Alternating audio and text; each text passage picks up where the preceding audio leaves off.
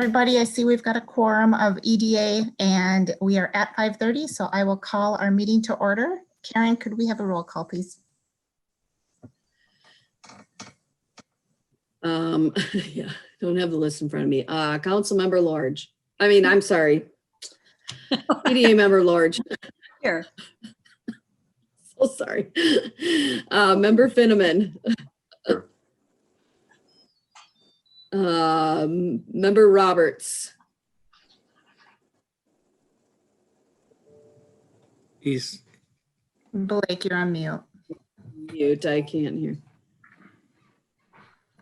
Member Huntash. Here.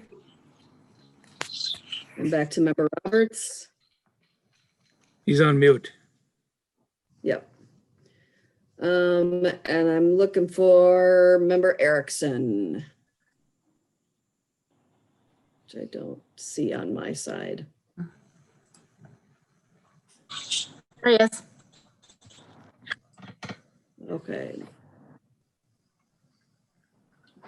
Member Erickson, we're doing roll call. Here. And then President Bain. Here. I'd invite everybody to join us for the Pledge of Allegiance. Dan will display the flag. If you want to cut your video, you can do so in the bottom left hand of your Zoom tray.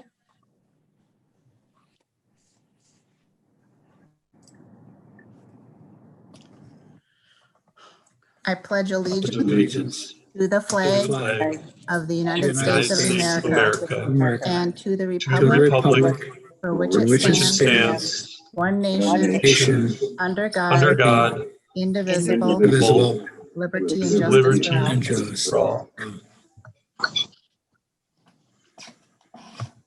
Members of the EDA, we have an agenda before you for this evening. I will entertain a motion to approve or any changes. I make a motion to approve. We have a motion from Member Huntash. Is there a second? I'll second. And we'll take a second from Councilmember Husnick. And Karen, another roll call vote, please. Member Lorge, Aye. Member Finneman, Aye. Member Huntash, Here. Member Erickson, He's on mute. on mute. Aye. Member Roberts, Aye. Member Husnick, Aye. and President Bain. Aye. Agenda is approved. Our next item this evening is to approve the minutes of the regular meeting, October 26th, 2020. I will entertain a motion or any changes.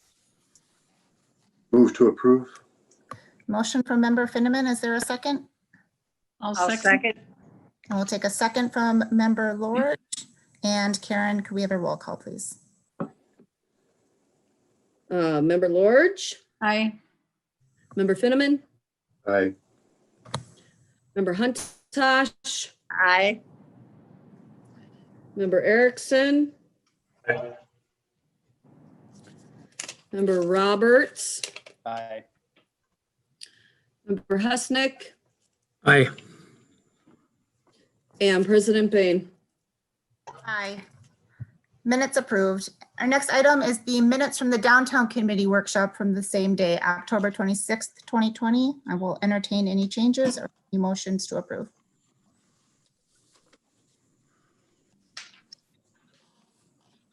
I make a motion to approve. Motion from Councilmember or from Member Huntash. Is there a second? Second. A second from Member Erickson and one more roll call, Karen. Please. Member Lorge, Aye. Member Finneman, Aye. Member Huntash, Aye. Member Erickson, Aye. Member Roberts, Aye. Member Husnick, Aye. and President Bain. Aye. Motion or minutes are approved. Our next item on the agenda this evening, the Chamber of Commerce BR&E agreement. And let's start with, Dan, I believe you're starting on this, and then we'll gather any feedback that Nanette may want to provide as well.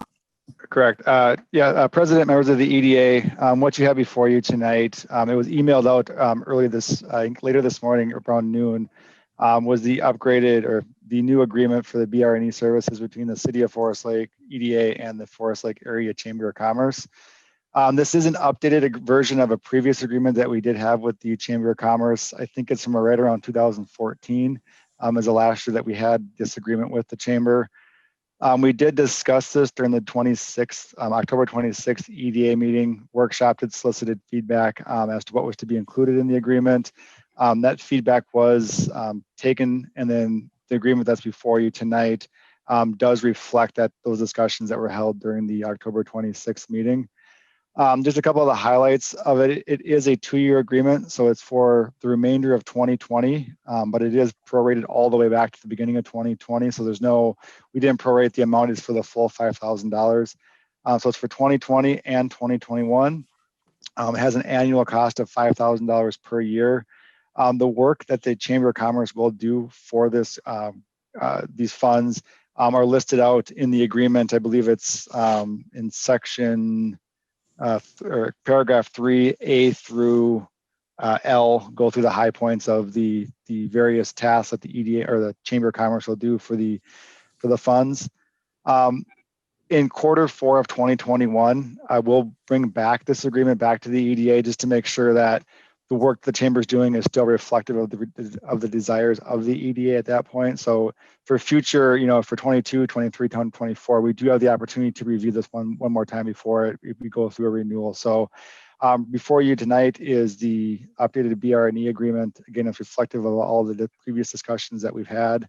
And staff at this point is recommending approval of the agreement, and I'd be happy to answer any questions that the EDA has regarding the agreement. Before we open it up to questions, I guess I would just ask, Nanette, thanks for being here, and just wanted to give you an opportunity if there was anything you wanted to add on to Dan's comments before we open for EDA questions. Thank you for that, Mayor Bain. Dan and I have had a conversation on a couple of things just for clarification purposes. I think we've gone back and forth with this quite extensively, so I feel extremely comfortable with what is before you. And so I really don't have anything to add other than what Dan's already shared and what you see in the agreement. Just to, I guess, gather any kind of questions specific to you. Have you had an opportunity to, I guess, discuss with council board, and has there been any feedback at council board of chamber board? I have not I presented back a while ago with the board of directors and was waiting on this agreement. So what'll happen once this is in full agreement by the EDA, then I'll run it past our board of directors for a vote. Perfect. I guess I'll open it up to members of the EDA. Other questions you may have for either Dan or Nanette on this particular item?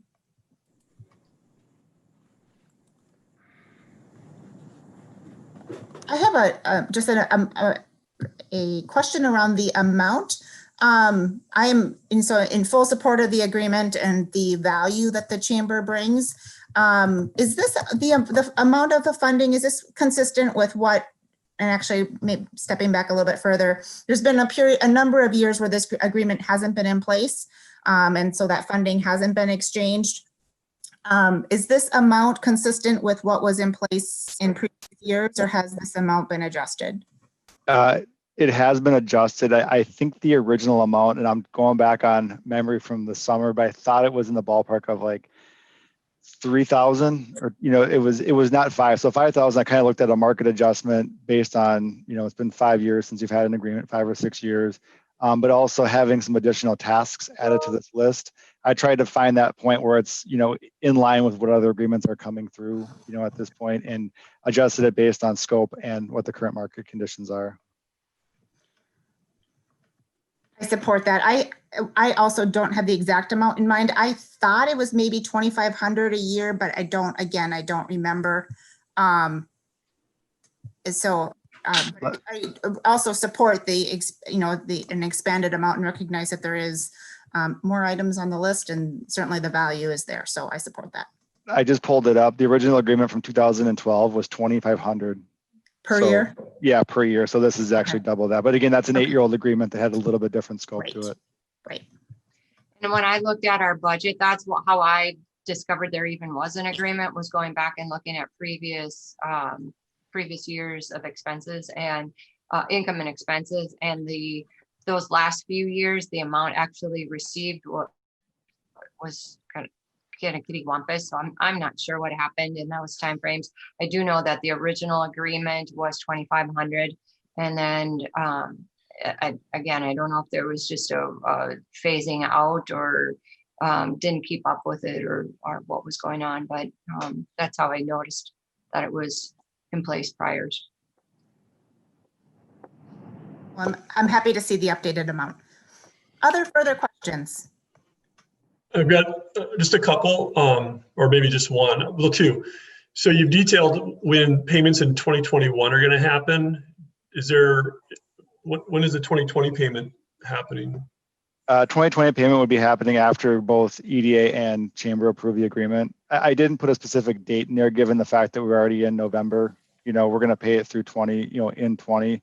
But the split payment term was a creature of the original agreement, where it was split into two payments, half in the front half of the year, second in the second half. Had this been an agreement that we would have, say, gotten done in May, I would have probably split it out into two payments, like the original one. But given that we're so far into the year, that's why it was just for the one payment. But once the both parties authorize the agreement, then the payment will be issued to the Chamber of Commerce. Okay. And the only other question is maybe a little bit semantics, but I'm worried about precedents when none of us are around to remember why we did what we did. And that is, in their summary letter, you talk about the term being for 2020 and 2021. But then the agreement itself, it dates the term being from November 9th, 2020 to December 31. I just wonder if it'd be wise to acknowledge in the agreement itself that it dates all the way back to January, versus somebody down the road going, well, hey, you paid for 2 months, $5,000, Should have prorated it. Yeah. Good idea. I think that's wise. Good catch.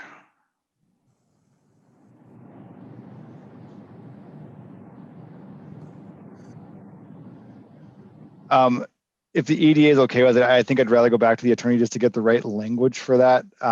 Since I'm not, I understand the proration, what the intent of it is. I just want to make sure that it's captured in the right legal terms, into the agreement here. So I can definitely update that term number 1, to say that it's prorated back, because you're right. After, as of now, it makes sense, but in 3, 5, 7 years, when we're looking back, like I was just looking back at the original agreements, having that not spelled out would make that potentially confusing. Mm-hmm. Dan, can the motion tonight be to direct staff to approve the agreement with this provisional change, and to direct staff to work with the attorney to get that change? Yes, it can be. Okay. Other questions for Dan or Nanette on this agreement, or any other points of input? Not hearing any, I will entertain a motion to approve. I would move to approve with that stipulation that they verify with legal the appropriate wordage. A motion. And I'll second. Motion from Member Finneman and a second from Councilmember Husnick. Any further discussion on this item? Not seeing any. Karen, could we have a roll call, please? Member Huntash, Aye. Member Husnick, Aye. Member Finneman, Aye. Member Lorge, Aye. Member Erickson, Aye. Member Roberts, Aye. and President. Aye. And motion approved. Bear with me for a second. I lost my agenda. Our next item on the agenda this evening is the CARES Act nonprofit grant agreements. Dan, before we jump into the details of the nonprofit grant agreements, can you maybe talk us through a little bit the process we've gone through and the prioritization of for-profit versus nonprofit, and just give some background on where we are today? I've received some questions and just want to make sure that that's all out there. So. Absolutely. President, members of the EDA, just to provide the background on how we got to where we are today in the CARES Act grant program. So we ran an application period. I don't have the exact dates, but I believe it closed on the end of September, but we ran a for-profit and nonprofit application period consecutively. So both for-profits and nonprofits were both invited to apply for the grant funds. However, the priority within the grant policy was for-profit applications were to be funded first. So there was $300,000 allocated or budgeted to this grant program. Of that $300,000, the first level of priority was for for-profit grant applications. We went through all of the for-profit applications that came in, reviewed them through underwriting, and based on those grant applications that made it through the underwriting process, approximately $243,000 was granted to the for-profit grant for-profit applications. That award happened during the last EDA meeting on October 26th. That left over approximately $56,000 that could then be used for the nonprofit applications. Nonprofit applications, based on the grant policy, were funded on a first come, first served basis. So when the applications happened, the system that was used did timestamp when all those applications came in. And then with the funds that were left over after the for-profits were funded, the nonprofit applications were then put through underwriting, and those that met underwriting criteria were then issued the grants on the first come, first served basis. So basically, all of the for-profits that met underwriting criteria were awarded a grant through this program. The remaining funds then were then used for the nonprofits. So that's a little bit of history of how we got to where we are. The applications that you have before you tonight, it's a total of 4 applications. Again, they were funded on a first come, first served basis. So we are going to be using the entire budgeted amount. So of the $300,000 that was allocated to this program, all $300,000 will be spent on for-profit and nonprofit grant applications here.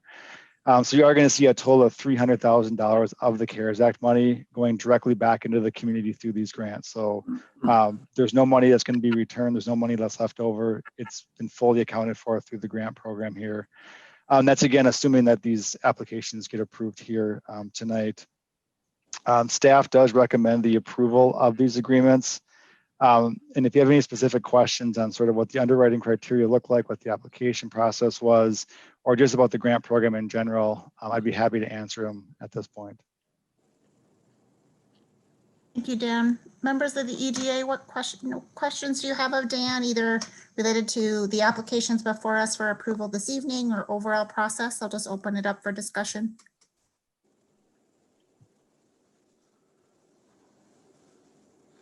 Dan, I did have, and I'm apparently navigation challenged tonight. I'm not getting back to your memo that has the various nonprofits on it.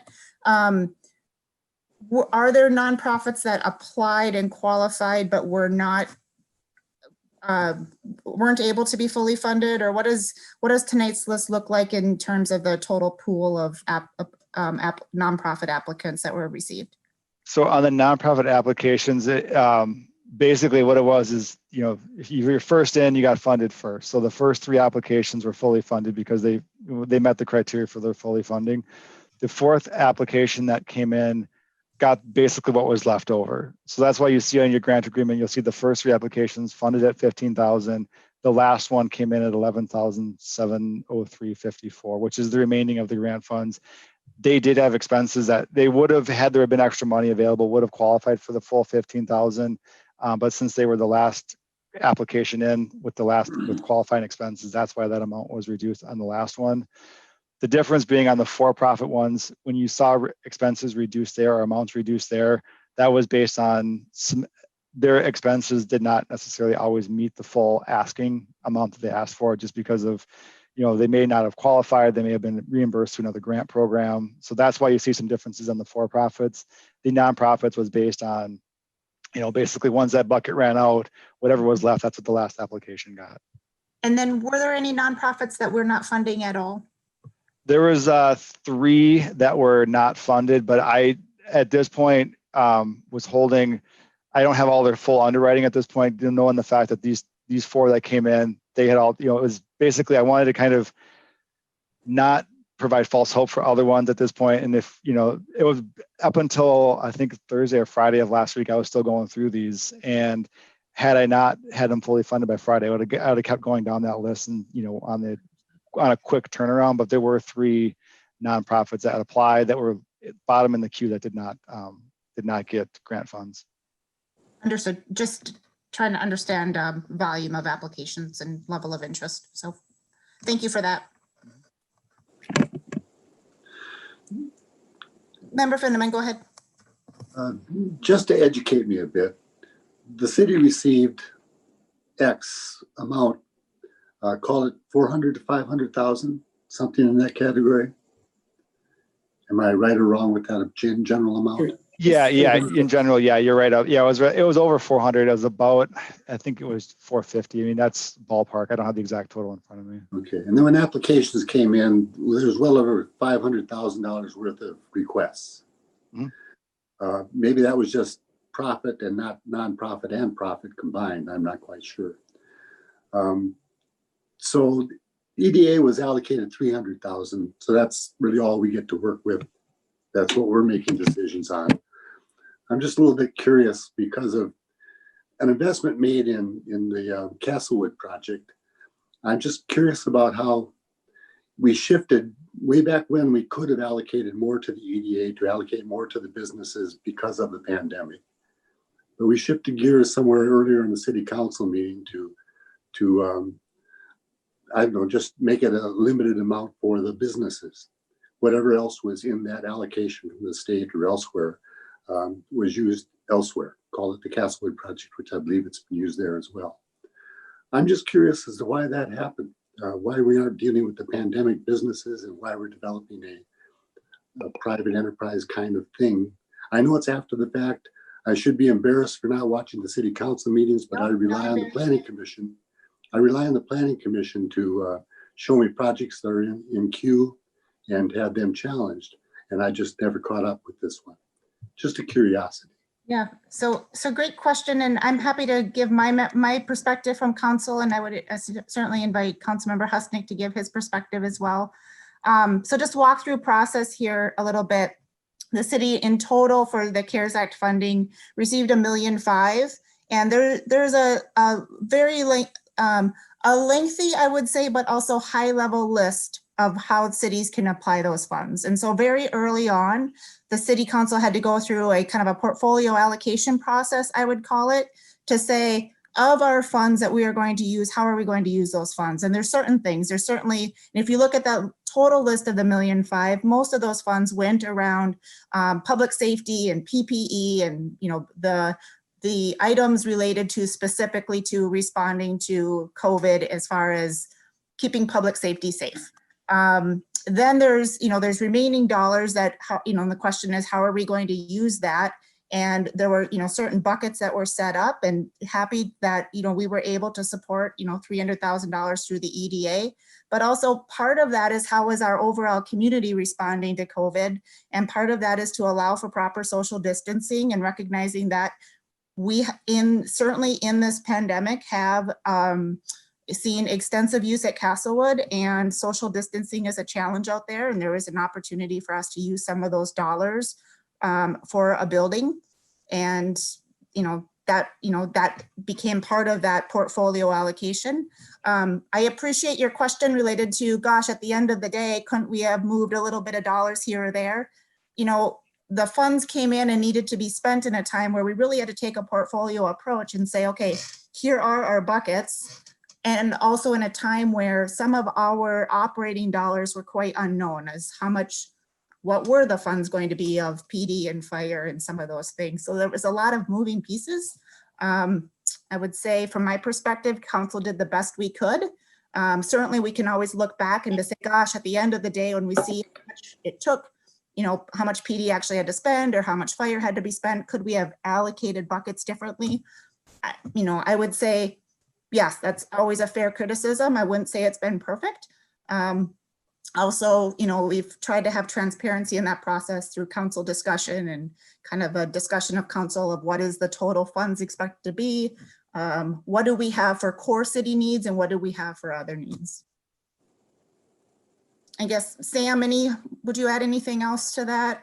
No, I think it's a pretty good explanation. I mean, we had to come up with, well, we could easily spend $1 million just on all the things you mentioned, plus reimbursement for licenses that we forgave and all kinds of different things. And so this $300,000 number was just kind of tossed out of this, for the EDA, and there was a few dollars left over, and at the time we didn't know how it was going to be allocated. And so there was an opportunity to put up this building that, basically for the city golf course, basically what it amounts to. And you're right. I mean, it was social distancing and all, there's several different issues out there that went along with that. So that's about all I can add to it right at the moment. I would also add one other element is, certainly there's a motivation to give back as much as we can to local businesses. We have a discussion item on tonight's agenda to consider waiving city fees to especially restaurants and providers of massage and some others that have been specifically hit with COVID relief. And so I think there's ongoing, that's an ongoing goal. But as it relates specific to these COVID funds, we couldn't grant the full 300,000 to nonprofits that we wanted to set up. Now, an argument could be made that we could have raised the individual limits and we could have allowed, businesses to get a larger, more than the 15,000 per business. But I think we're looking to try to get this allocation of community needs and recognizing that there's lots of different sectors of the community that have been impacted by COVID. Some of it's small business relief. Some of it is relief on city facilities like Castlewood, and some of it is public safety. And we took a portfolio approach and did the best we could to get the monies allocated the best we could. The other component that we need to talk about is, the time component, in that those dollars need to be spent by the end of November or we pass them to the county. And if the county dollars are unspent, they get passed to the state. And so it is a little bit of, time is an important element here that, directionally we needed to get some of these dollars flowing and some of these projects thought about so that we could fully utilize those dollars within, the time frame allowed. I wouldn't say it's been a perfect process by any means, but do want there to be transparency on how we made those decisions. Member Roberts, go ahead. Yeah, so Mark, thanks for bringing this up. I intended fully to bring this up. I was going to do it under the red flag part of it because this is how it came to my attention and a lot of concerns were voiced to me. So I don't know how you want to handle it going forward, if we want to get this part voted and gone through, or if we want to hit on this now, because I've had more people reach out to me on this one than the $22 million city center that we built a couple of years ago, as far as the frustration, disappointment, and how this all went down. So I'll leave it up to you, Mara. How do you want to proceed on the conversation?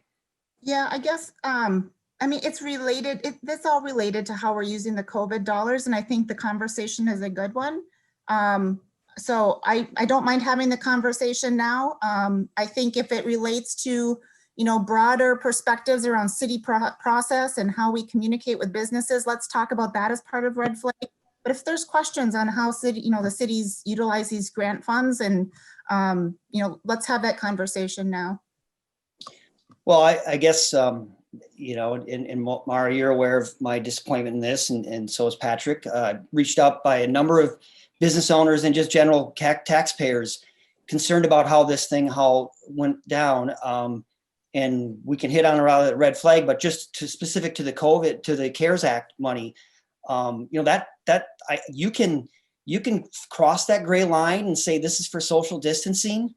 I tend to think that's kind of a cop-out. I don't think that's right. This money was earmarked from the federal government to help businesses and cities survive this pandemic. not increase city facilities and amenities. That in my eyes is just plain wrong. That's not what this money was intended to. And again, we can justify that and cross that line and try to figure out, but we certainly have crossed that line. In my opinion, the city has crossed that line. It's just not right.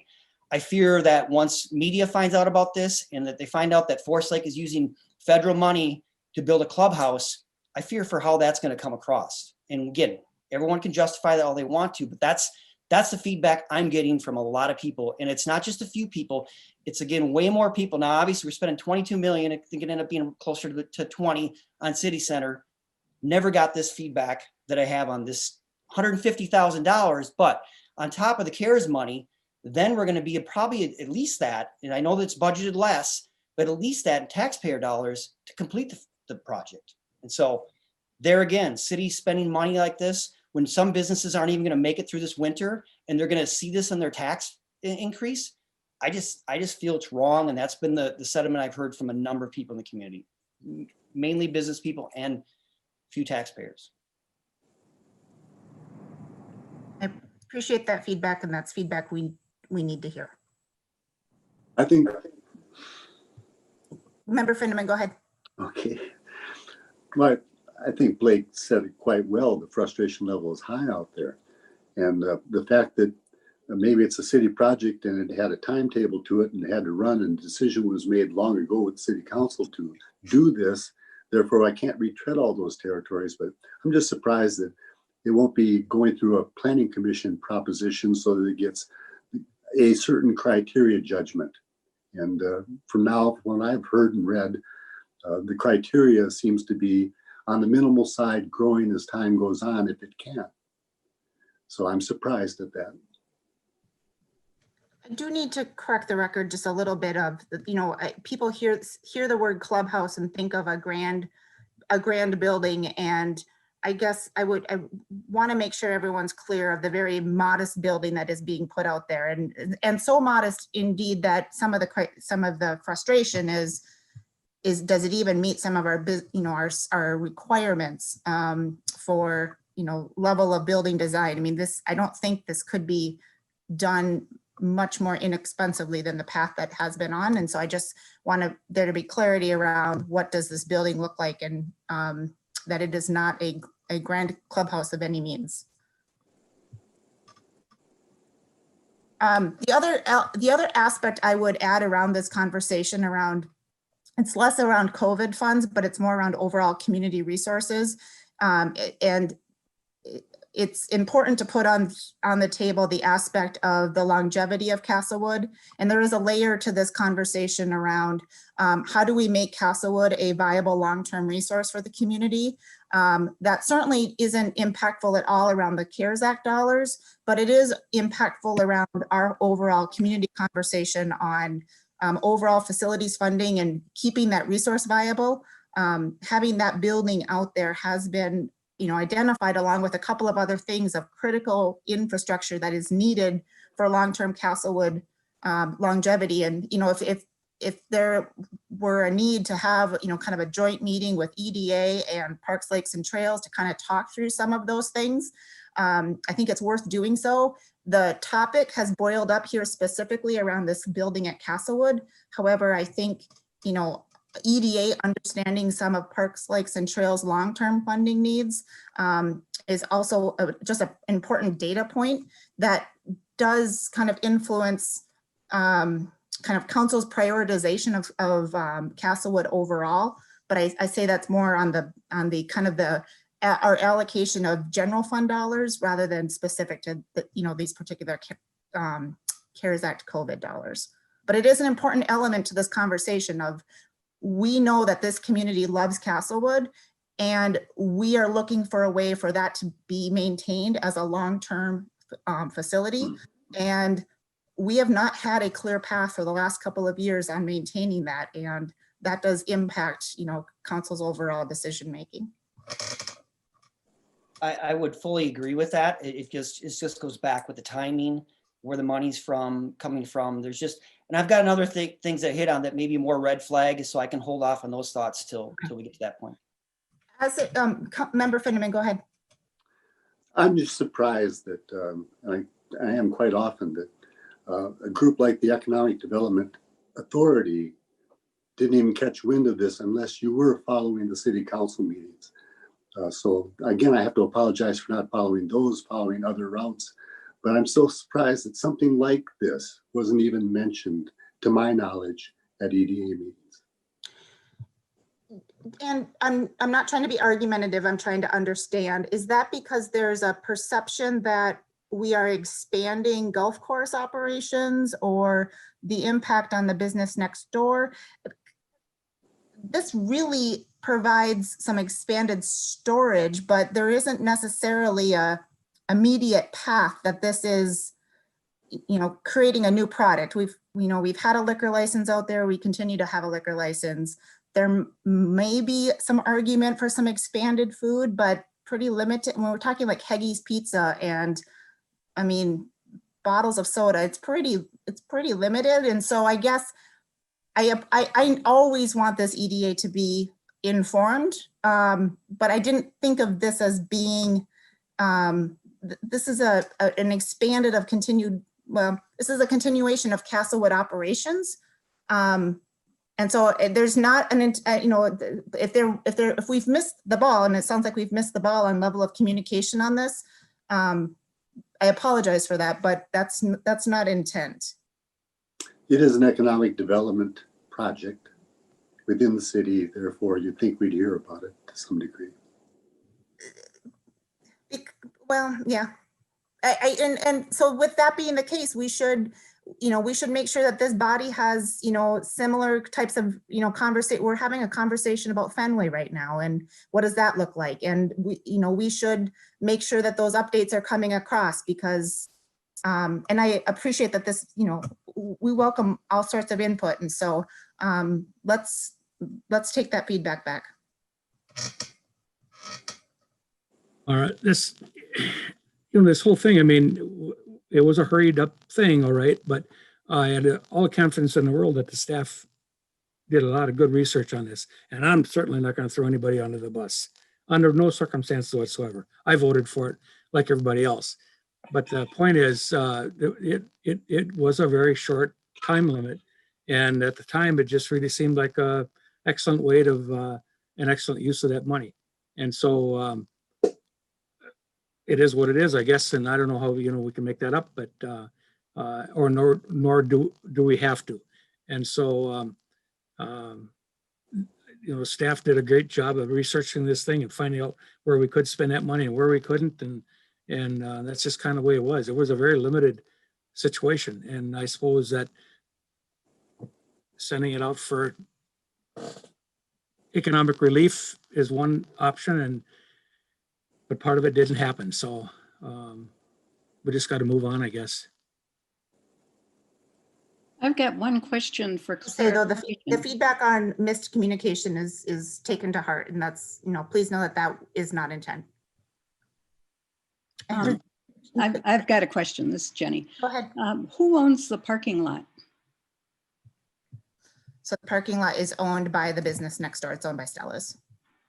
Okay, so do you foresee that could be an irritation if you're serving food on the city property and parking on his property? Is there any kind of arrangement with him for parking for the golfers? So we are in conversation with the owner of Stella's right now, and that is a conversation that started last week, and I think there's some opportunities there. I think that's something we need to be sensitive of. That's been our long-term arrangement, is that the golf course uses that that parking lot.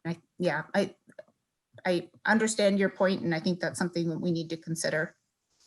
Just can I clarify the agreement there? When the golf course and the restaurant, whatever it was when it was built, the parking lot is under a development agreement that the golf course can use that parking lot for parking at the golf course. The agreement's been in place for probably since the beginning of the golf course is there and since the building was built. As far as grand food service, I believe the mayor said correctly, it's not going to be anything more than a candy bars, soda, beer, and maybe a pizza. And we do majority of that right now, except maybe for the pizza. we did research this quite a bit and talked to many officials, both county, state, and believe this qualified for those funds. It's not the only building we use these funds for. I mean, we had to use it to upgrade some of the HVAC in the city center. We've used it on the senior center. These funds were made to, or granted to, not only give relief to businesses, but to help fight the virus and the impacts that it was going to have on the usage of public facilities. And that's where we used it. And there's no doubt that the golf course operators were having a little bit of an issue, probably a little bit more than an issue, of trying to keep people out of their small, less than trailer sized building and get them on the golf course at the same time. So we did the research. We thought it was acceptable under what the rules are, and we moved forward. And both Mayor and Councilman Member Husnick were correct. There's a very, very, very short time frame on this. We had to move really quickly. We had to, think real quick because we couldn't come back with, 1.5 million to businesses. We probably couldn't have gotten that around. We couldn't have reacted that fastly. And we knew that the county was also giving grants to businesses. So we hope to partner with them, and they did give many businesses the opportunity. So there's lots of money for businesses on the county level. So we concentrated on where else we could spend that money, so we won't return it to the county and then to the state and then to the Fed. So we did our homework on this, and we're pretty satisfied that this was a qualifying expense. Member Finneman. It was just said a moment ago that the Stella's restaurant is in conversation now as of a week ago. Maybe I'm misunderstanding that, but still, I mean, the project was well in advance of even their input. Yep. Yeah, Mark, if I could follow up on that as well. I mean, one of the people that reached out to me was Max Stevens right away. He had no idea about this until he saw a city truck sitting out on the golf course. There was no communication. It is, we're here as an EDA to try to support businesses, but yet when you hear stuff like this, where there's no communication at all, we're trying to work through parking now, we're being told all that. It's embarrassing to be a part of something like that would allow this to happen, where you have that much lack of respect for a business person, that this is how this went down. And I've shared this, Mara, with you before, and Patrick, you were aware of it too. It's really concerning. It shows the lack of respect that this city has for its local businesses. Perfect example.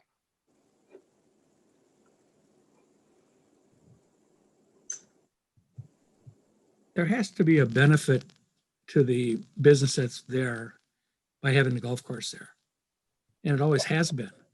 Absolutely. You're How's it gonna long-term change? partners. Why wasn't a conversation had, Sam? Excuse You me, know but that's not the right way to handle it. What Not the is right way to handle it. what's going to change? The What's business is gonna still change? going to be there. We're now, Mara just said, we're talking through parking stuff. We're talking through this. He should have been the I think first person to It's contact. got to be fine-tuned stuff, because that agreement's been in place for years. Yeah, well, but what you're talking about, size of the clubhouse that big, and who knows? Yeah, now maybe food is just going to be, Haggie's Pizza and all that. How do we know that long term? Is there a guarantee there? We don't know that. How are we guaranteed that? So How is Max Stevens guaranteed that? Somebody's paying property taxes, I'll tell you and exactly. yet this new entity is coming in not paying any property taxes, get a reduced liquor license. It's appalling. It really, really is. And I'm sorry to be so strong and make people uncomfortable here, but this needs to be said. No, Blake, I appreciate your candor, and I appreciate the strong words. I do need transparency of the process. That guarantee is governed in a very public process every single time there is an RFP for golf course operations. And I think that's another element that we need to be reminded of, is we do have a contract for golf course operations that is negotiated periodically. I will tell you, our last round of golf course negotiations did not go so well. We had nobody interested. Do we have a contract right now with the owners right now? Do we have a contract with this management in place right now? We do. It expires at the end of this year, and and so we're putting a building up for them, and we don't even have a long-term contract with them. I mean, that seems reckless. That You seems know, reckless. and let's be clear, we're not putting up a building for a golf course operator. We're putting up a building for the city of Forest Lake, because remember, we have two options for that piece of land. One is that it can either be a building, or it can be a golf course, or it can be a city park. And we are, you know, we've made the decision, we would like it long-term to continue to be a golf course. And so the public transparency around golf course operations happens in the negotiation contract, which is a public RFP process. And so there is a level of, you know, except full feedback on lack of communication and timeliness of communication, but there is a level of public transparency there, because it does relate to golf course operations and how we choose those. You know, it's been said we're picking winners and losers. Well, we're picking winners and losers as part of a public negotiated process. We are, this is all great feedback, and I don't mean to stop this conversation. I do want to recognize we do have some other agenda items. I would say at this point, I think we're a little bit outside of, you know, the COVID conversation and the CARES Act conversation. So if we could maybe take action on the item that on the agenda, and then we can move into the BRNE. I think we've uncovered some things we need to continue to talk about related to BRNE, and happy to continue the conversation. But I would suggest that perhaps we transition and take action on the remaining CARES Act dollars that are before us. All right, I'd make a motion that we approve the BRE agreement as was shown for the nonprofits. No, I'm sorry. I think we've approved that. I think we are on the next agenda item. We hadn't voted on that, I don't Oh, think. it was CARES Act. You mentioned it as BRNE. It should be CARES Act. Okay, grant CARES agreements. Act, excuse me, CARES Act.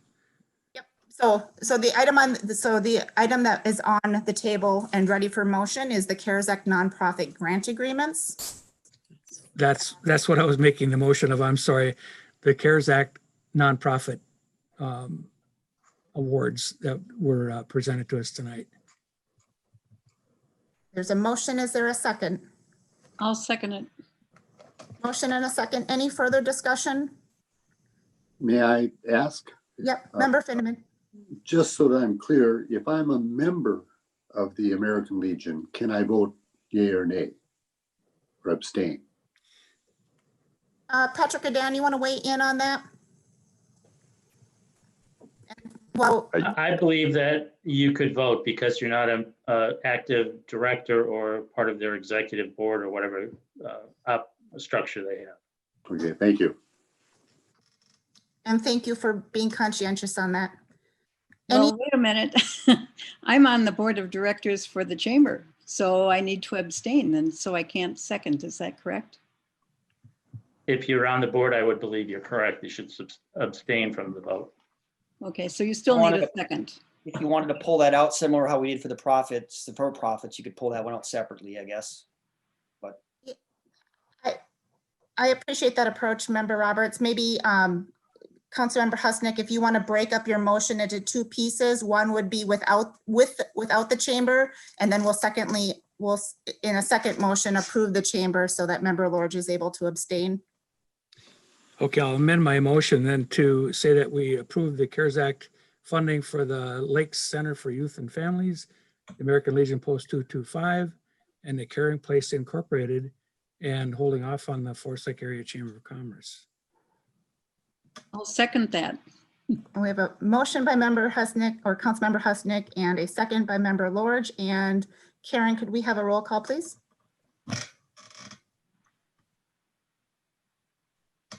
Member Huntosh, Aye. Member Husnick, Aye. Member Finneman, Aye. Member Lorge, Aye. Member Erickson, Aye. Member Roberts, aye. President Bain. Aye. And motion approved. And go ahead, Sam. Yeah, Madam Mayor, I'd make a motion that we approve the CARES Act funding for the Forest Lake Area Chamber of Commerce. There's a motion. Is there a second? Second. And I would just add, so anybody who's watching this, we've had a pretty robust discussion tonight, and I would just say the nonprofit businesses that are being granted these funds, please don't take this robust discussion from my perspective as being anything anti-nonprofit. We're happy to give you these dollars. I think we just have a group of EDA members that are looking for the best outcome of our CARES Act dollars. And so I'm happy to support these grants for the nonprofits this evening. With that, Karen, could you take a roll call? Member Huntosh, Aye. Member Husnick, Aye. Member Finneman, Aye. Member Lorge, Abstain. Member Erickson, Aye. Member Roberts, Aye. President Bain. Aye, and motion carries. Before we transition fully to that BRNE red flag conversation, we do have the next agenda item as the downtown business video update. And we have Paul Peterson from LATV joining us. Thank you, Paul. And Janet, I don't know if you're starting, are you kicking us off and then transitioning it to Paul? Yeah, I can just give a little bit of background. So present members of the EDA, at the last EDA meeting, there was some discussion on as to where we were at the business videos. If you recall, when we did the digital downtown initiative in response to COVID back in, I believe it was March or April, one component of that was the addition of business videos for the local businesses that they had interest in having a video produced for their business. They checked the form. That information was then transferred over to Paul at LATV to start working on, how best to film those. When we started this program, the intent was to sort of get through summer and then start working on this in the fall, thinking, back in April that we'd have a better picture of how COVID impacts would look. And hopefully, I think we all kind of thought that we would be potentially a little bit further along in terms of getting back to more normal life than we currently are. But we did intend to leave work on this until the fall. I did invite Paul here tonight just to kind of give an update as to what he's working on with the downtown businesses and answer any questions that the EDA has in regard to these businesses. So with that, Paul, if you want to provide your update. Sure. So I've, hello, everybody. We met with Dan a little bit, met with Nan a little bit, and current project we're working on is a promo video for, let me see what the heck I got written down here, for Best Defense Armory. So that's a local business owner who bought the shooting range, and very, very nice guy. He's got a benefit going this weekend. He is a Army vet of 11 and a half years, had some medical issues, and they just amputated his leg last week. And we brought him in and interviewed him, and he's just a spectacular story, family man. So that is the business video we're working on right now. That initial editing process starts next week. Nan and I met on some other topics after that one. We're looking at a wellness video where Nan is going to be the spokesperson, and she is going to do how to stay well in many different ways, kind of through what we're doing, whether that's financially, mentally, spiritually. We're looking at a chiropractor, a physical therapist, and just ways. And she's going to walk to these businesses as a person, a resident, just kind of going, here's what we can do to stay positive and help our local businesses. So that's kind of the next video we're going to attack after the one for Best Defense. On top of that, so she has a couple of events she does every year that are all for businesses. And one is her Christmas event. And that's usually a bunch of people, usually I think at Stella's room. We're talking about live streaming that so the whole community can weigh in and look at these businesses. She says it's a very fun, people get kind of goofy. So it seems like that will be a good stream, good kind of promote the businesses. After that, she has her annual awards for local businesses. So we are also going to live stream that banquet and highlight the businesses as we go through that. We talked about, Dan had this idea of maybe Nan knew of three people that were trying to start or did start a new business during COVID, and to show people it is actually possible. There's a lot of people might be holding off, got this great idea, been thinking about it forever. There's no way I'm doing that right now. Well, she's got three people that did it. So we can kind of show their story, to show you can do this. It can be a little tough, but it can be done. So that's kind of where we're diving in right now. My stuff got pushed back a tiny bit just because school. So everybody got locked down and all audiences went away. And I got so many calls on, please stream this, please film this. So we did welcome videos for new students. We did, the live stream for the school district. We just did homecoming live where we actually crowned a COVID queen who was at her house on a TV on the thing. We're live stream sports kicked in. All of a sudden that was just a frazzle. How do we do this? And I mean, we had 3,000 people watch our football game. We had 1,000 people watch swimming. So people were looking for something to watch here. So that's kind of where that initial was. We can't have audiences. How are we going to see what we're doing? So that's kind of where I've been right now. That is dying down a little. I don't know what's going to happen with winter sports at this time. That's kind of up in the air. For story stuff, I did have Mark was gracious enough to volunteer kind of an administrative service to help me put these together. That is great. That's not really where my bottleneck is. My bottleneck is technical. I need somebody that knows how to film and light and mic and edit and all these things. And I'm working on it. I have 3 new people that I'm looking at the end of this month that show some interest. Maybe they can help me with that. Maybe they can't. I don't know. But that's kind of the bottleneck is there's one me. I'm doing the best I can. And we're just getting it out as fast as we can. I do realize I'm going to have to start slowing down on the school stuff because that was a lot. And they're still calling me. I got like 3 calls today. Can you film this next week, the week after, stream this? At some point, it has to go back to the businesses, and it is what it is. And so that's where Nan and we have our plan for what we're going to do with this. And that's kind of where we're kicking her off. So if there's any other ways, there was also a video we were talking about to highlight your new downtown group that plans downtown stuff. And the initial video for that wasn't so much about downtown, but it was why you made this group, why you thought it was important to make this group, and your thoughts on it. So that would be kind of an easier video to make to get started. And the way it worked with Nan is it works really well is if people want to come to the studio we built at the high school, everything's a safe distance. You literally come in the door. You don't come within 10 feet of us. Nan stands at the back of the room, asks you questions. It's all green screen. So that would be kind of your video to introduce who you guys are. For the city, to help a tiny bit, like I met with Jamie today, and we're working on some kind of program for tree lighting because she's afraid to announce a tree lighting because everybody's going to come gather. So we're coming up with a bunch of different ideas to make some live, some pre-recorded, something that takes the place of the tree lighting. For that being said, we launch a Veterans Day video on Wednesday that we've been shooting with the school for 3 weeks. It probably took 8 different shoots, socially distanced bands, all in different room, different times, choirs. We have interviews, we have students, we have guest speakers. So that all comes together. And if you go to our website, that's at the top. So it's just projects like that, just kind of take it all over. We just started live streaming Leela's sports, which they are very gracious and they just kind of loved it.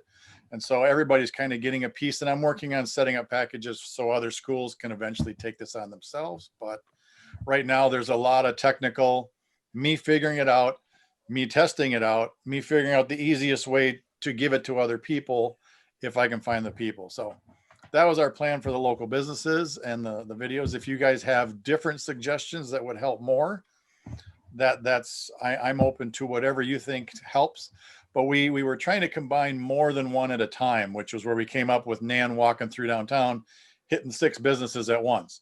After that, we were talking about maybe a restaurant video where every restaurant gets 30 seconds. We just walk in, here's what our specials are right now. Here's what we're doing right now. And it's just a bam, bam, bam of all of that as a group.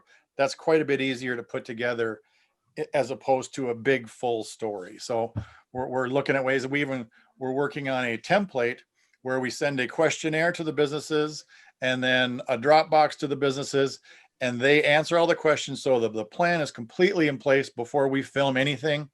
Any pictures they want to use is sent to us before we even go record. So by the time we go record, we have everything we need just to make the story. So there's a lot of prerequisites that will happen on the businesses side before we even come out to ensure that they get done very quickly. So that's kind of where we're. And if I could just build off of that cookie cutter kind of Sure. approach, and I think part of the reason why that was developed was in the fact that if you actually look at the number of businesses that wanted videos, I mean, I think Paul could be shooting video. We would need 10 Pauls to get them all done in a timely fashion. And realizing that we can't clone Paul that many times, needed an approach to speed up the production side. So I think that cookie cutter approach will give businesses a better idea of what the video shoot will look like. And at the end will allow for them to be kind of combined into those combination videos that you mentioned at first. But I think just to start getting some of these things through the pipeline is getting a few of those combination videos out early will keep the pipeline moving. We'll keep, we'll show businesses, here's what we're shooting, here's what we're doing. And from my perspective, from a marketing standpoint, this is a big tool in the marketing toolbox for the city that if people are looking for what's in for us, like, what is your local business community look like? I can give them that promotional video for the city and they can kind of get a good flavor for the different, facets of the local economy. So, I think originally the cookie cutter approach was, we wanted it more open for creativity, but I think the reality is just given the volume that we sort of have to do that cookie cutter approach to get these things through. And, unfortunately, we just can't clone 10 Paul Petersons to get these things done in a few months. So it will take some time, but we are making headway on the process. So I think the live stream stuff with Nan, even in her chamber stuff, because we're in a room with a ton of local businesses. And so that will help kind of promote them. One thing we did do, like with football, I partnered with the Booster Club and we highlighted 18 businesses before, at halftime, and after, because they usually put them in their printed guide, which got a very limited printing this year because there's no crowds. So then we ended up using them and promoting them through the games. And like I say, so if football got 3,000 views, that's still sitting there. And that's still the first thing you see and the last thing you see when you watch the game. So we tried to figure out ways to incorporate that. We will reach out to other boosters, but again, I have no idea what's going to happen with sports. The game we were trying to film tonight, literally my announcer has COVID. The guy for Prep Sports was going to take it over. Half of his announcers have COVID. But the reason he could take it over is because the game they were going to film in Stillwater shut down because of COVID. So his announcers were free. I mean, that all happened this morning. So I don't know what's going to happen with winter sports here. I think that I don't know what's going to happen is just a good capstone for all of 2020. So if we're doing okay today, that might be the best we can ask for. Yep. Questions for Paul and Dan on videos.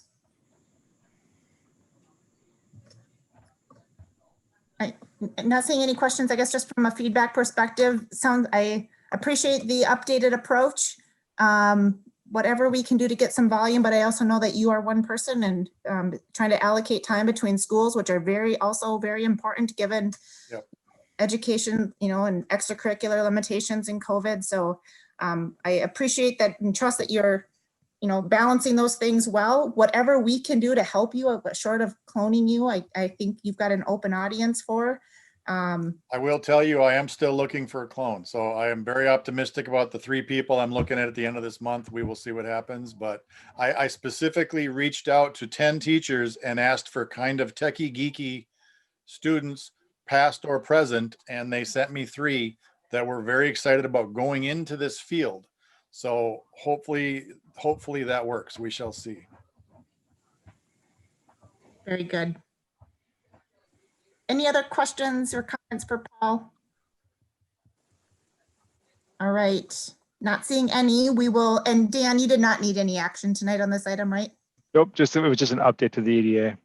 Perfect. With that, let's transition back to the red flag warning conversation. I suspect we will loop back into our conversation related to overall communication and some of the challenges in the community with some of the recent decisions that have been made. But Dan, do you want to maybe kind of start us on, what you had intended this conversation to be on, and then let's, let's address those items and naturally kind of fold back into some of this feedback. Correct. President, members of the EDA, the red flag warning session tonight and the update on the BR&E surveys is like we did last meeting, an opportunity to identify any, issues that you've identified as you've gone out and started to survey the businesses. It's also an opportunity for you to ask for if you need additional resources. It's more of a check-in on how the survey work has been going. I have received a number of surveys back from EDA members who have gone out and done their surveys, so I appreciate those. So the data is starting to come in. I do anticipate in December I'll start to compile those into the reports that'll get used in 2021 when we do the full kind of summary of the BR&E survey work.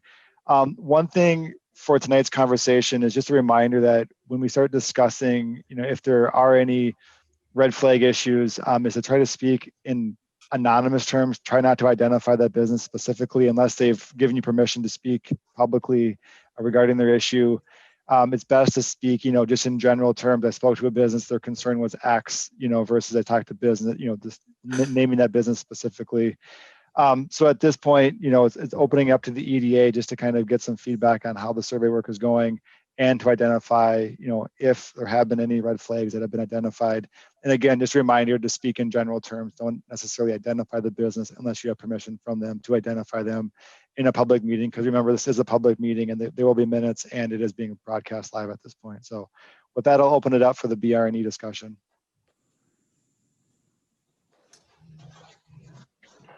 Members of the EDA, any feedback other than the topic we were discussing that we want to address or has risen to the surface? Overall feedback?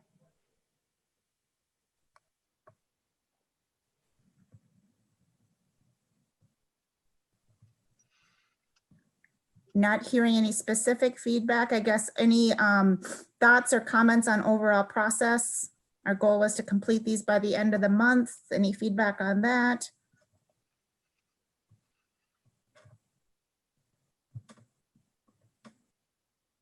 I got to get mine finished. That's all I can tell you. It's been a tough fall. So, Member Fenneman, go ahead. If there's an overflow of businesses that have not been addressed, I'm happy to do so. I just need to know where they are. The ones that I have addressed already on my list were pretty independent of need. So let me know if I should move further.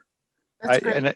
And I appreciate you bringing that up. That was going to be my next question. If anybody wanted more businesses, I do have a handful that were never assigned during the first go around. I'm happy to assign additionals. If anybody wants additional businesses, just reach out to me and I'll get you on my list, Mark. I'll add you to the list for some additionals. Thank you. Thank you for taking that on, Mark. So next steps, Dan, was this the last of the red flag sessions we had scheduled? Is next steps to take kind of completed results and kind of distribute those and kind of condense that information down and distribute that back? Or what's next for us as far as agenda items on this topic? So what'll happen is that the November 30th is the deadline that was set for all the survey work to be completed. Once I get all those surveys back, I will start to compile those into the report. I intend to take December to take all of that information that was brought in from the survey work to get the report generated, and then that'll get brought forward in the first part of 21. I want to make sure I have enough time to go through all the survey work to identify, what are the trends in the data. Because like you said, if you look at the questions that were asked, some are open-ended. We're going to have, hard to quantify against each other. And some are, we should be able to get some trend lines within that data set based on the question type. So all of those will get compiled. You'll see the report hopefully in the first part of 21, is when the report will come back to the EDA. And then based on that feedback, we can start using that to start guiding policy development in 21. So early 21 is when you'll see the next BR&E report come in. But December is going to be used for the data analysis and compilation from the surveys that are being completed right now. Thank you, Dan. Let's circle back on closing, trying to kind of condense down to some solid next steps. The feedback that that was shared related to lack of perceived transparency and lack of communication related to this project. I guess I'm open to feedback on how do we fill that gap, of, communication of what's being considered at the council level and, getting that information into the hands of business owners. Whether it's channel methodology, there's a host of things that, city council does. And, 98% of what we do is just really dull and boring. And, it kind of gets lost in the noise. And the trick to this is catching that item that is, is going to, is an item of interest in a timely manner, getting that out there in a way that catches attention and allows for the right feedback at the right time. And I guess I'd just ask for feedback and thoughts on how we better either create new channels or utilize better channels to get more information out there. And whether that's to you as EDA members, we don't want you to be caught off guard when you're hearing things in the community, or if it's getting information directly out to the community. I guess I'm just open to feedback. Moving beyond the what happened to how do we solve that challenge? What does that need to look like? I think, one thought that comes to mind based on your question relative to council business being largely dull and boring is because that reality and organizations don't move quickly. I mean, it's pretty natural for most people to tune out. And so I think anytime we're dealing with something that we're trying to make snap decisions on and moving really quickly like this situation, I think you probably best to assume that this is going to catch some people not in the right way. And so that would be, from that perspective, if we know that there's something happening quick, maybe get all hands on deck, whether that's EDA members or park, whatever, players, to say, hey, here's what's coming down and here's why we're doing it and we're moving quick. The other thing, just send everybody an agenda. Everybody on the EDA, everybody on the planning commission, everybody gets an agenda in their own email so they don't have to look it up. It's always on the city website, but get it handed to everybody. But it's there. Go ahead, Mark. I don't quite know how to do that. At any rate, it seems like anything that's development oriented, even it's after the fact, but if it's not proprietary, the kind of thing we can't talk about, then it'd be nice to have a lesson or a review that comes to the EDA, like what happens to the whole property now. The transition has been made. We don't really know what that is. Can anything be talked about? Do we just want to have an education as we go along about what's happening in this city that's economically development oriented, and somehow we're just not seeing that. There's things about a business downtown that started their new business and they have a piece of property next to them that's going to be demolished at some point. And what's that story at this point that the EDA could understand and deal with? We don't get that education. We seem to miss that. It's not talked about. I would somehow want to find those things that are not proprietary, and there's lots that's not proprietary, that we can talk about so that we have, as an EDA, a real education about what's happening in this community. I think what I'm hearing is, and I'm just kind of summarizing this from my own mental list, is certainly when there's anything happening around city facilities, and whether that's, substantial change in a amenity like Castlewood, or the conversations we're having right now at Fenway, for example, I can appreciate that there is some, community development impact to that. I also think about just general city-owned properties. And so we've got certainly the Airport Business Park. We've got, the Headwaters 123. But, members, you all may know or may not know that we also, at the council level started talking about Washington County utilizing our current compost site as a future location for a county recycling center. And so those are things that get discussed at various boards, either Parks, Lakes, and Trails, or at the council level. And getting recaps to you, I think, is helpful. Just again, our goal is not to ever catch you off guard. But there is, in ordinary course of business, there is a drumbeat of activity that we can do a better job of getting that back to you.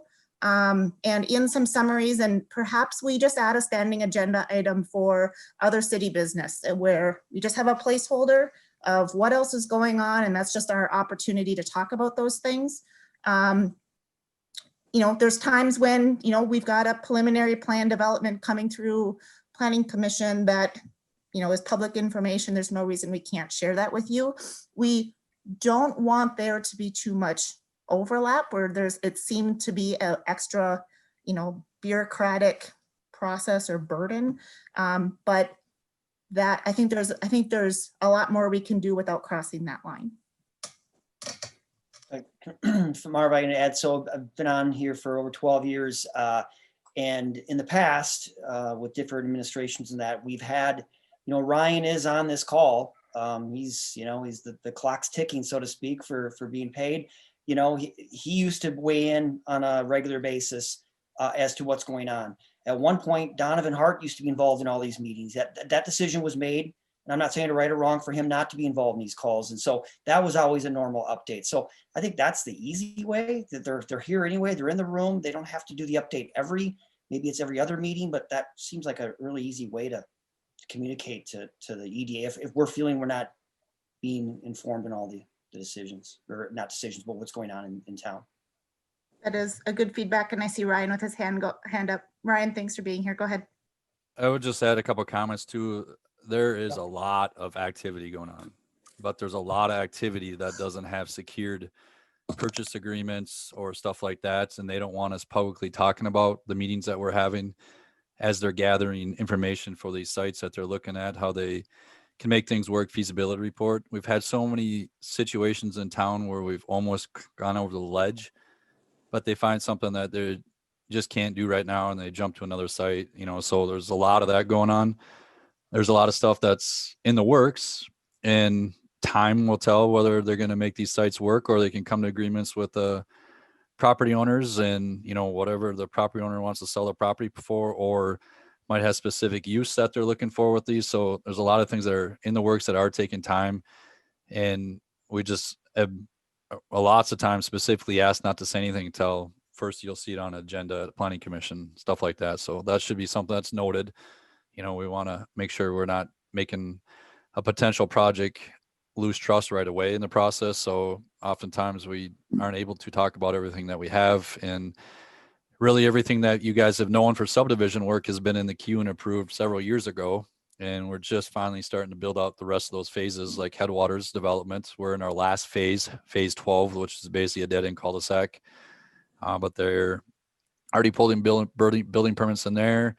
Chestnut Creek, you know, phase 1's nearly built out. Phase 2 is still bouncing off several people. Third Lake Estates, north side of Second Lake there, they're starting to pull building permits there, 2 starts, you know, so stuff's moving there. So we're really down to a lot of applications that'll bring some inventory to the city that's much needed.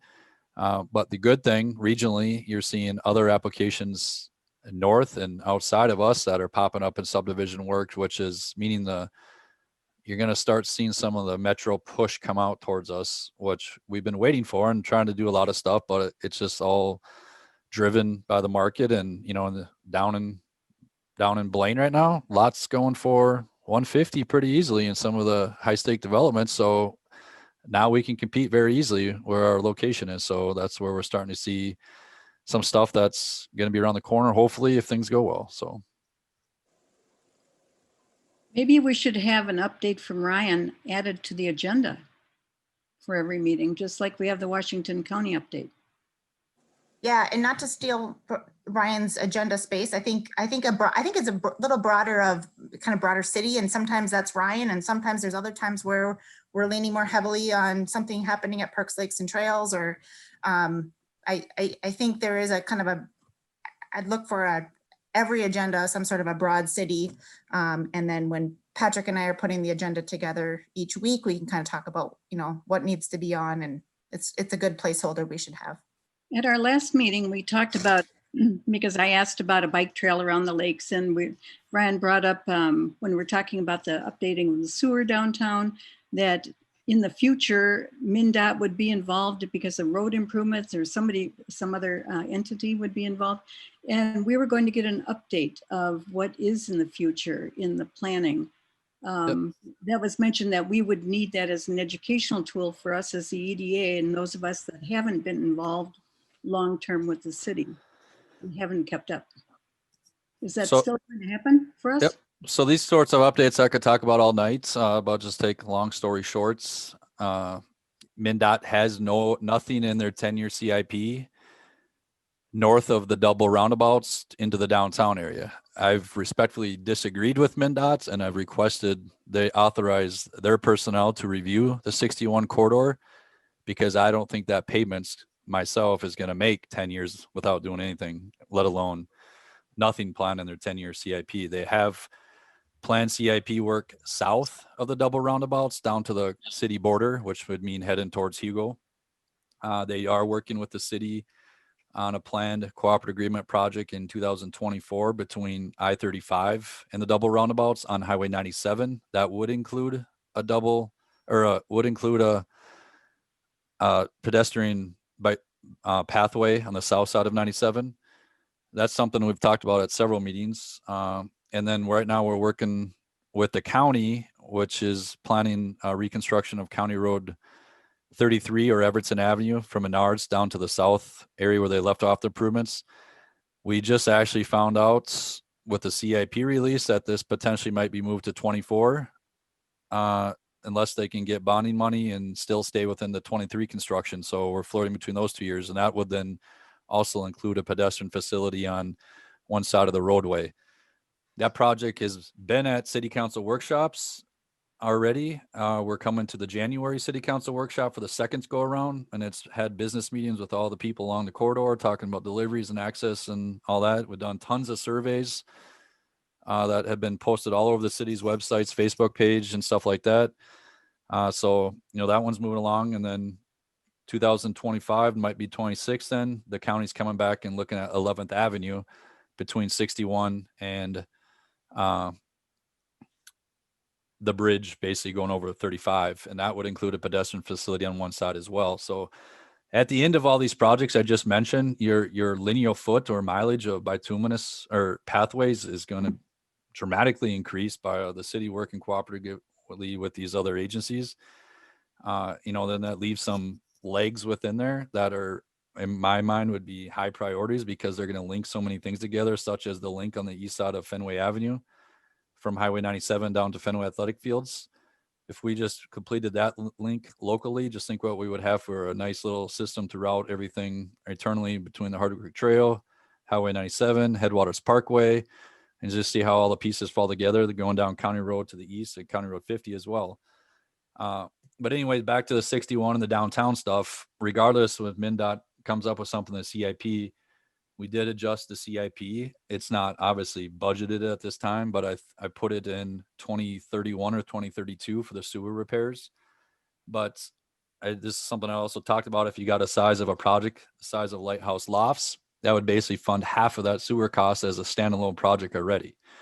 So I put it out there, but if MnDOT were to come in earlier with a project, that would significantly reduce that cost estimate, because we're having to account for all the mobilization, the traffic control, the removals, and everything else that goes along with just a routine construction project. But to plan ahead and make sure it's not forgotten in the CIP or the planning, it's plugged in now in the spreadsheet, so we know about it. They do have a signal upgrade potentially at intersection 8th in 61, but nothing, in the major corridor of the 61 area that is all the concern. We did do some traffic study speed work with the police department on several days of data they collected there. And, because there was the thought there were increased speeds through that area, the data that the police collected on those particular days shows it was more of a perception of speed. But there's a lot of blind spots and, parking on the street that's going to limit the site visibility, which the perception of speed coming by seems much faster than what's being recorded by those radar speed trailer.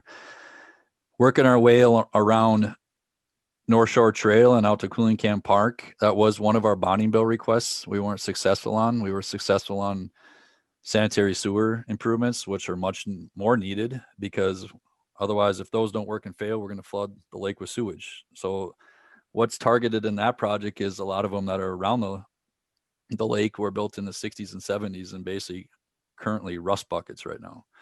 So there's a lot of stuff going on there, but plugged into the CIP farther down the road, once we get past these cooperative agreement projects, then we did re-look at and try to plan and put some of this money towards the North Shore. We want to start obviously from 61 and start working our way around, because you got a 4-foot sidewalk that's existing there that doesn't meet ADA compliance. So just to go start and do new trail and a portion of North Shore Trail and not connect anything, we want to work on our existing improvements and work our way out, and then deal with any of the underground utility work at the same time, so we're as efficient in the project as possible.